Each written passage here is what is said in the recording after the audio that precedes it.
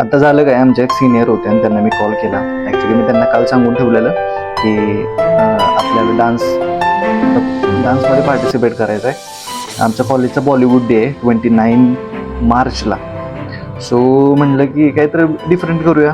So म्हटलं मी त्यांना की एक सॉन्ग आहे माझ्याकडे, आपण त्यावरती डान्स करूया. मी त्यांना काल दाखवलं शॉर्ट्समध्ये सुद्धा. सो त्यांनी ते बघितलं आणि आज सकाळी मी त्यांना कॉल केल्यानंतर त्या म्हटल्या की थोडं नाही जमणार आहे बिकॉज त्याच्या स्टेप्स थोड्या म्हणजे त्यांना लिरिक्स लागतं असं त्या म्हणल्या. तुम्हीच ऐका काय म्हणल्या त्या. बघा आता हे नाही ना, त्याला लिरिक्सच नाही, फक्त म्युझिक आहे ना. लिरिक्स हा तेही म्हणतेस का तू? लिरिक्स म्हणजे मला काही कळण झालंय. अरे लिरिक्स म्हणजे वर्ड्स नाहीत ना, मग त्याच्यावर स्टेप नाहीत करायला आहेत ना. पण आता त्यांनी डायरेक्ट डान्स, माझा काय मुद्दा होता, नाही त्यांचं पण बरोबर आहे. कारण कसं डान्सर काय करतात की त्यांचे ते वर्डिंग नसतं का, फॉर एक्झाम्पल जो तुम मेरे हो, तो त्याचा मिनिंग निघणार, त्या मिनिंगचा तो डान्स असतो. पण तो डान्स काय होता हे पण मी तुम्हाला दाखवतो. तो डान्स म्हणजे कसं गाणं आहे आणि ते नाचतंय, आपल्याला सेम त्यांचा डान्स कॉपी करायचा आहे, एवढंच काम होतं. ते म्हणतात की त्याच्या लिरिक्स नाहीत, मग मी डान्स कसा करू. नेक्स्ट बघा काय म्हणतात गेलाय ना त्या गाण्यावरती. मग हो की, पण मला तसं जमत नाही. मला असं साधी गाणी असतात ना त्याच्यावर जमत. मग त्या गाण्यावरती मग ताल धरणार असं का? हा म्हणजे मला नाही जमणार, म्हणजे ऍक्च्युली त्याच्यावर मी बघितलं ते गाणं. सॉरी, म्हणजे तुला दुसरं कोण असेल तर बघतोस का? तू सांग की कोण दुसरं. आमच्या वर्गातलं तर कोण नाहीच आहे. तुम्ही कुठल्या सॉंग वर घेतलंय ना? आमचं ते दुसरं ठरलंय, ते ग्रुप डान्स आमचा. मला वाटलं होईल. नाही, ते सॉंगच वेगळं आहे. चालतं. दुसरं कुठलं असेल तर बघ वाटलं तर सांग, कारण ते तर नाही मला जमणार. आता तू कम्फर्टेबल असलेलं सॉन्ग तू सांग. आता मी सांगितल्यानंतर बरं ठीक आहे, मी बघून सांगते तुला. कधीपर्यंत सांगशील? 4 वाजेपर्यंत. चालतं. हा, म्हणजे मला आधीपर्यंत काय वाटायचं की चला एक सॉन्ग घेतलं झालं, तसं नाही. पण तुमचा जो डान्स को पार्टनर असतो त्याचं सुद्धा बघायला लागतं तुम्हाला.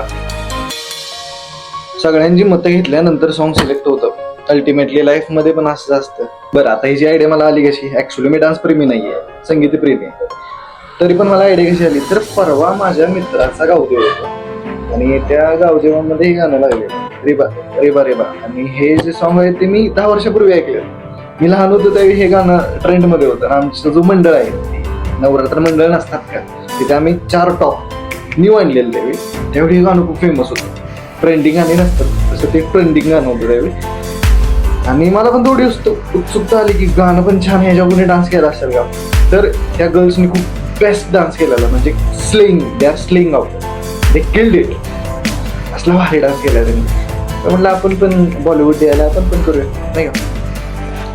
आणि दुसरी गोष्ट की दुसरे गाणं डीजेवरती गाणी आजकाल पडतच असतात मोस्टली. पण अजून एक गाणं होतं की ए मेरी मोहब्बत सुन, हे पण मोहम्मद आझीज यांचं गाणं होतं. डीजे मध्ये त्याला एक वेगळा स्किल आलेला, रिमिक्स मधलं सॉन्ग आहे बघा. तुम्ही युट्यूबवरती सर्च करा, नक्की आवडेल, ऐका ते गाणं. डान्ससाठी बेस्ट गाणं आहे ही 2 सॉन्ग जर. आणि त्या गावदेवामध्ये एवढी बेस्ट नाचत होती ना, ती पाहुणे आलेली, बघितल्यानंतर एकदम फील आलेला तो डान्स.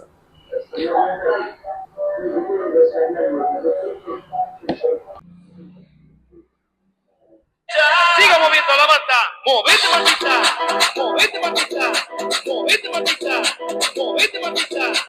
इथं जो तुम्हाला बसलेला मुलगा दिसतोय त्याचा खूप इंटरेस्टिंग किस्सा झाला आणि तुम्ही ऐकल्यानंतर एकदम शॉक व्हाल. त्या दिवशी झालं काय, मी गेलेलो द फर्नला, द आदित्य बिर्ला हॉटेल, इथं तुम्हाला दिसत असेल द फर्न. त्या दिवशी तिथे गेलो आणि माझं तिथलं काम झालं आणि मी बाहेर निघालो. आता तिथून बाहेर निघाल्यानंतर मी गाडी लागलो वळवायला, आणि वळवायला लागल्यानंतर हा इथं बसलेला लक्ष देऊन होता माझ्यावरती. कारण गळ्यामध्ये नेक चेन होती ना, आणि गोल्डन कलरची होती. गाणं बघितल्यानंतर इथं बघा तुम्ही जरा व्हिडिओ काढायचा प्रयत्न केला मी. मला आता ही येतोय आणि गाड्यातली चेन काढतोय का काय.